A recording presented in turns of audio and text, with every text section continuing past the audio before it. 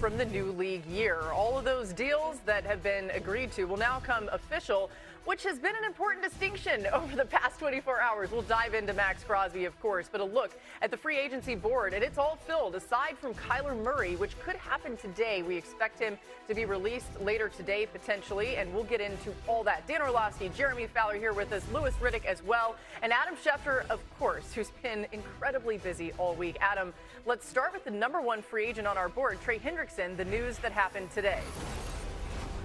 He's got a 4-year deal worth up to $120 million with the Baltimore Ravens, who obviously, in the words of the Raiders, backed out of the deal, the trade that they had with the Las Vegas Raiders. So now Trey Hendrickson stays in the AFC North, where he'll be going up against his former quarterback teammate in Cincinnati, Joe Burrow, twice a year as the Ravens look to build up their pass rush and hope that they get that from Trey Hendrickson at this point in time on that 4-year deal worth up to $120 million. And that came after they backed out of the deal with Maxx Crosby.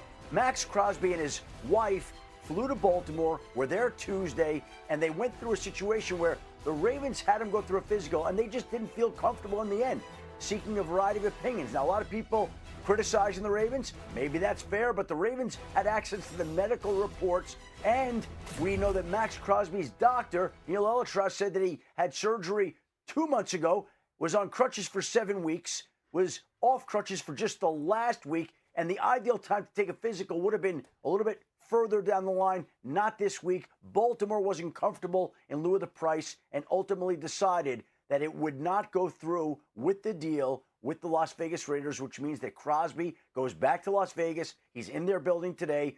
Nobody knows exactly what will happen to him just yet, but this is a setback for the Raiders franchise. There's so many different angles to all of this, but Adam, you laid out a few things that I want to spend a little bit more time on. You talked about maybe even a week from now that Maxx Crosby could pass the physical that the Ravens did, definitely could pass other teams' physicals.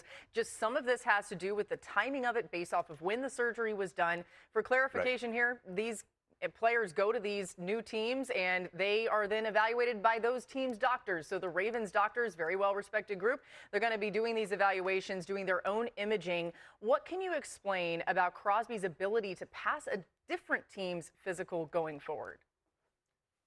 Well, I think there are teams that always can find a way to pass a player on a physical. It's all in the taste of the buyer. But in this particular case, with all that the Ravens were giving up, they were not comfortable with what the doctors said to them and with what the medical reports showed. Now, Maxx Crosby was in a situation where he battled through this knee injury all year long. Could have had surgery earlier in the year, opted to push it off until December, and that was a setback to his knee. And I think the Ravens doctors were a little bit concerned about that. Now, again, Neil Elitrosh says that Maxx Crosby is exactly where he should be, and they do expect that he should be ready for the start of the regular season, bringing him along slowly. It's a massive recovery that he's going through. But at this point in time, between the questions that they had about the meniscus, the bone, the cartilage, the Ravens did not feel comfortable moving forward when the price was as steep as it was. Yeah, when you're talking about a couple first-round picks, it is. It's a massively steep price. And with all these things that have happened now, even if Maxx Crosby is on track and we expect him to be ready to play at the beginning of the season, how does this impact the price for Crosby if another trade partner comes into the picture here? Well, again, Maxx Crosby back in the Raiders building today, and the Raiders already have gotten several calls from teams expressing an interest and a curiosity about acquiring Maxx Crosby in a trade, which doesn't mean they will. I think the Raiders are right back to where they were all along. They were open to listening, but wouldn't deal him unless they got the price that they were asking for, which the Baltimore Ravens ultimately agreed to give them before they decided not to. And so if there's a team that steps up and gives them the price they're seeking, yes, the Raiders probably would be open. But what is the price right now when Maxx Crosby is not fully healthy, when there are questions about that knee? The doctors say he's on track, he should be back, but there are a variety of opinions here about how that will now proceed.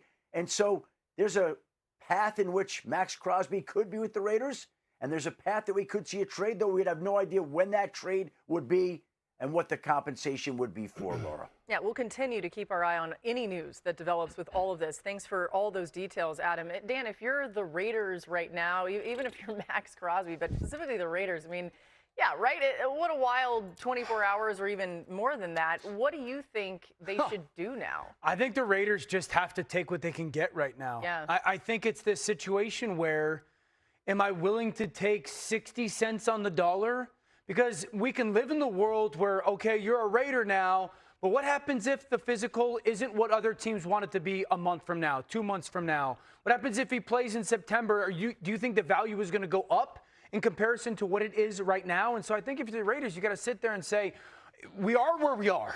And if a team is willing to give us 60 or 70 cents on the dollar in comparison to what we had from Baltimore, I think that's got to be something. Because you can live in the world where, no, his value will get back to where it was. No, it won't. His value could also drop a lot. His value could decrease a lot over the next 5 or 6, 7 months. And so I don't envy the situation that John Spytek, their general manager, is in, but I think you got to be willing to hear what other teams are willing to part with. Where are we with the money, the financial situation of all this for the Raiders? Because some have wondered, well, shoot, they spent all this money in free agency, over $200 million.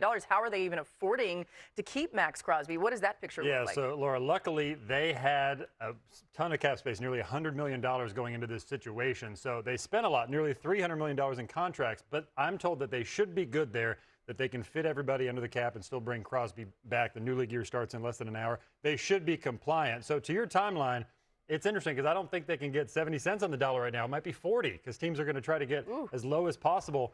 I've talked to a few teams to see what they think is the best course of action. They feel like, hey, you can try to trade him now for whatever best offer you can get. You can maybe wait closer to the draft when teams get desperate.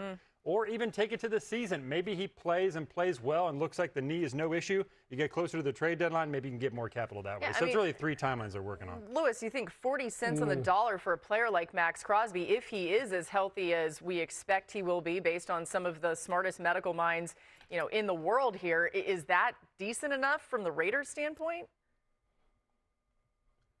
I think it all depends on what the Raiders feel as though his future availability is going to be. And they have more information than anyone because they're the ones who have seen him get injured in the past, understand what his track record is, what he rehabs like, and really what the reasonable projection is as far as when he's going to be available again. So if you see the Raiders bring their price down, then there's 2 things at play. One, they may be concerned about, not just will Max come back. Obviously, he's going to come back. This is an injury that he can come back from. But then how much longer is he going to be able to play on this knee? And I have no idea what the condition of the knee was. But obviously, it was such that Baltimore wasn't comfortable with it. And then number 2, you got to look at it this way. John Spytek was figuring, that he was going to have 2 number 1s to really build out this football team into the future and really execute a hard reset. Does he still want that reset in some way, shape, or form? Does he still want some kind of, draft capital at his disposal that's going to come from Maxx Crosby? So I think we'll learn a lot about what they think about Max and how this has altered their build-out for the presumed number 1 overall pick, Fernando Mendoza, here, I think, pretty soon. Yeah, I think the 2 most important things now moving forward for the Raiders in this situation is, what do the Raiders feel comfortable that is going to be worthy for them to part with Maxx Crosby for? And then what are other teams comfortable giving up, even if they say, yeah, the physical is not ideal, but we believe the long term is going to be okay? I think because Schefter keeps saying the Ravens got to a point where the compensation was too high given the physical. Did they talk about maybe giving up 2 second-rounders or conditional? I think that's really the 2 sticking points in the situation now. Yeah, and again, that physical will look different in time, right? So if this does stretch out a little bit toward the draft, like what Jeremy's saying, he could look a lot